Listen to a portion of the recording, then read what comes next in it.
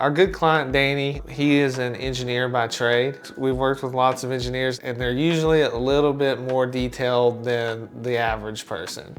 And so we're always happy when we can make our engineer clients happy. Danny's project was a shop and an apartment as well. He was a little concerned about the R value of a standard metal building insulation that most shop buildings have. So he asked us if we had any better options for insulation. And of course, we were able to help him with that. We were able to put in a much higher rated, R-rated insulation system for Danny. Danny's building is probably one of my favorites to look at. He had us add on a custom cedar framed porch onto the side wall of his building. So it's a super cool design. The cedar really adds a nice touch to it.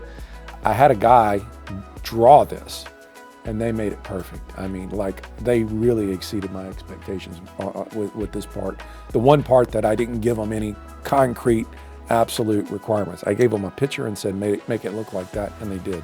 On many projects, we work with subcontractors on certain parts of the project, such as the masonry work. And we always insist that the subs that we work with have an impeccable reputation. So, for example, on Danny's building, the mason that we had teamed up with to complete the stonework on his building, he came out one day and he wasn't 100% satisfied with the work that had been done in the past day. And so he ended up tearing out a portion of it and redoing it without anybody having to ask him to do it. It just wasn't up to the high standard that he holds for himself.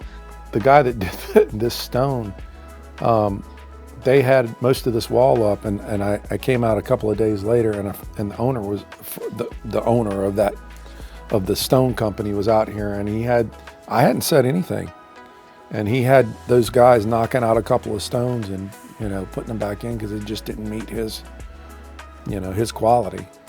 So one of the great things about metal buildings is that they are very customizable. So if you have a lot of ideas, we'd love to hear about them.